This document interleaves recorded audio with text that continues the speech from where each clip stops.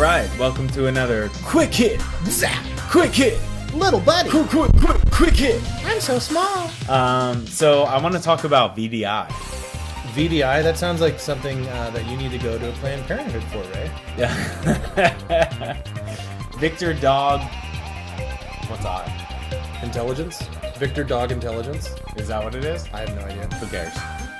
So VDI means Virtual Desktop Interface. Okay. Have you ever heard of that? No. I've never... But then again, I don't hear of a lot of things. So, this, in my opinion, is the future of video games. 20 years max. Okay. 20 years. 20 years max. This is how we will play video games. Okay. Lay it on me. Consoles, whatever, if they're still selling a piece of hardware, some appliance that we call consoles, whether it's built into TVs, add-on, something like that, this will be the future. Or if you're on PC. So VDI is in the IT world. It's very, very, very common. Virtual desktop interface. And what it is, came out about probably 10 years ago, 10, 15 years ago. It started getting used a lot more. It was something that the government had done in agencies from a security control perspective. But what it does is, so when you have a computer, you have all the innards in your computer. And a hard drive that has an operating system installed in it, right? You load up the operating system, Windows, Apple's, whatever, but it's local, it's on site, right? And then you have your applications that you install yourself onto your operating system. Yeah, and all that stuff's written to your hard drive or your SSD or what have you. So what Virtual Desktop Interface does is it brings all that entire operating system and applications back to a single server. Okay. And then all it does is that server, and these things will have like, 8 or 16 GPUs. Yeah, it's like a supercomputer. Large ones, right? Some don't need it. Some might have just 4 or something like that. But what it does is it runs through a thing called virtualization. Runs multiple instances of operating systems. So your laptop, my laptop, and 10 other people in our office's laptops. Right. Spins them up as if they're this unique, computer in a container, and then it gives your monitor essentially access to your computer that's sitting on server. And all you're seeing is basically 30, 45 frames per second of that video getting shipped to your monitor. So, do you know anything about OnLive or PlayStation Now? Yes. What you're describing to me makes me think of that stuff, where it's cloud-based gaming. Yep. So cloud basically just means a data center somewhere else. Yeah, of course. But yeah, that's the first attempt.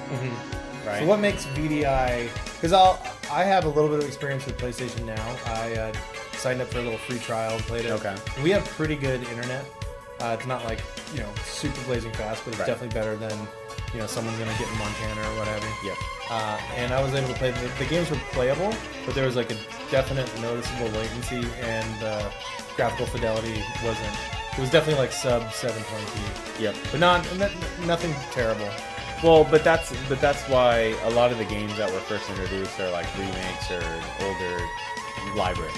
Well, now on PS Now, there's a ton of stuff, and they range from like full retail to tiny little PSN games, downloadable games. Right. So, but as they basically started growing this server and farm and testing it out, and then improving it, right, with feedback or whatever. But anyways, that's where the industry is moving. In fact, the entire desktop interface from a business perspective has already been moving that way. Sure. I'm familiar with like how Adobe has like all their software on. It's like a cloud-based thing where like you pay a subscription service and you have access to Photoshop or whatever. Right. So that's what we call software as a service, SaaS. SaaS. you're getting access to an application, but the application itself, the graphical content, everything, there's some portion, there's some agent on your computer that's caching a lot of things. So it's like you have a shell of the software on your computer. Right, and same thing with, I'm sure that there's something you're downloading from PlayStation Network before you're just playing. Yeah, there's definitely a client that you have to download. So, some things are going to be there that you'll always have to download. Typical SaaS companies, there's web applications, which we're on every day, like Facebook. Yeah. That's an application that's living on a server that's getting served to you in real time. You're needing a browser to basically decrypt that information and turn it from zeros and ones in additional data for you. But what I'm talking about is true video feed, right? Which is there's a problem right now just because of the infrastructure on a global level. Yeah, not everyone has the same latency issues. How far away you are from that server, and then just your ability to maintain a data transfer rate big enough, right? So like you may be paying for 25 megs, but your average is actually 18 or something because of spikes. Or company imposed caps in certain areas and stuff like that, data caps. Yeah. So what exactly? What makes VDI more? Because I'll say this, as far as the PS Now stuff, and I'm only speaking anecdotally because I haven't looked into the numbers of this stuff, but I don't hear much about it. The service kind of came and went, and it's not. And OnLive as well. OnLive had like a big, like when it first came out, it was like, oh wow, this is so crazy and so futuristic, and then it just kind of stopped. It's still, I think OnLive is still a service, but I mean the fact that I don't know off the top of my head isn't a great sign. So, I mean, like I said, there's problems with it, even internally. Like, even companies that have just 100 people, and they're trying to make a VDI environment work for their desktops at their computer. Because it's a lot cheaper for a company to maintain 4 servers and the storage behind it than it is to pay for 100 computers and the maintenance on the computers and the licenses for the... Or thinking of, retail space, like the actual publishing of whatever physical media. Well, so let's get there, right? So even a company with just 100 employees that's trying to take away that computer cost finds it difficult to maintain VDI so that it feels like your computer is actually there, right? There's dips in performance. There's when like everyone logs in the morning, right, at the same time because everyone just got to work. It's like slow and stuff like that. Are common issues, but it's getting to the point where those aren't problems anymore. Like Flash, putting everything on Flash on SSD, is just speeding things up. Data transfer rates. Would that compensate, like going to like a solid state kind of storage solution on that end? Does that like help with on the other end with how people have slow internet? Absolutely. Well, it depends what the problem is. If the problem is the bandwidth, the internet, that's not going to help. If the problem is being able to serve enough data fast enough to many users, yes, that'll fix it, or could fix it. So in any case, what's going to happen in the next 10 or 15 years? So think about when a company makes a console, research and development, spending time trying to build the hardware, the chipset. Billions and billions of dollars. To front load. I don't know if it's billions, but it's a lot of money. It's absolutely. It's a lot of money. Absolutely billions. There's no doubting that. Trillions of dollars. Nope, I'm not being a smartass. I just know facts, and you're trying to be a little. You're trying to show me sass for a callback. Let me show you sass. So billions of dollars. Very, very expensive. Then they have to manufacture it. They have to go through. They have to think about what the warehousing costs are going to be, and then they're under high pressure to ship the product and get it sold, so that they can get product out of the warehouses, so that they can report. They don't have to put it on their books because it's negative to their books. A lot of these companies are privately, traded or publicly traded. So they have to disclose that. And that could be bad for their stock or whatever. So it's risky, right? what you're going to see is you're going to see VDI take over the manufacturing costs of consoles and discs and whatever, right? You already experienced this by downloading games. Oh, right? yeah. I mean, and that's now way more prevalent than it was even 5 years ago. But what's going to happen is it's going to be like a Netflix. It's going to be like subscribe to Nintendo. Yeah. You get Nintendo games. Yeah, I think it's a safe-ish bet in the long term. I'm with you.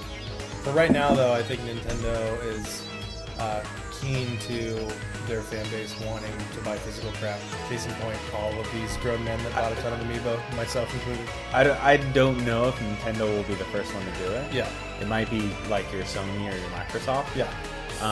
Well, when VR cools off, when people realize that. But here's the thing: you have VR ready TVs, right? Well, VR. What do you mean by VR ready TV? So 3D TV. Oh, that's done.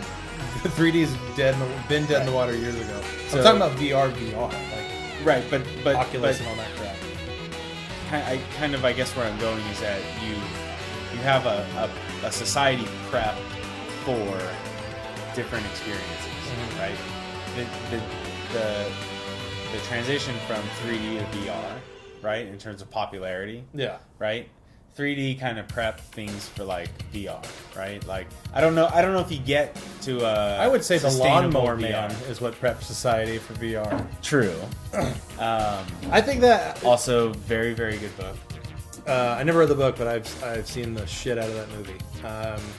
No, but I mean, obviously this is a little bit of a tangent, but with VR, like I think right now it's kind of in that first couple years of the Wii, that spiral of like wow, like a wow factor basically. Right. But it's way too cost prohibitive right now, and like the cheapest one that you can get all in, which is the PlayStation VR, is $500. But where the future is heading, which is I make an argument, is in 10 years from now, you will have a TV.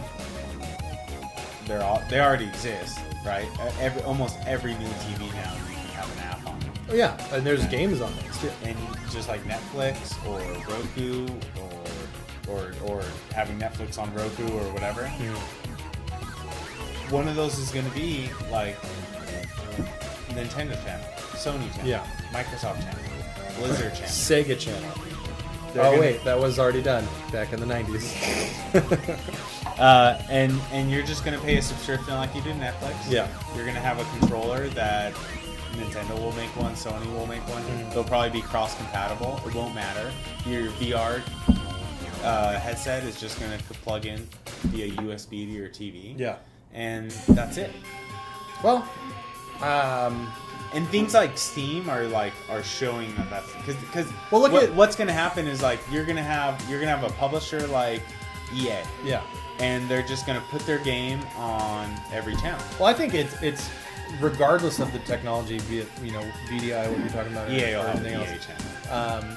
I think look at all other forms of media, music, movies, even books. All of them are on digital subscription-based services. So, yeah, it's inevitable that video games is going to eventually go that route. But yeah, whether or not it takes all the way to 15, 20 years is to be determined, I guess.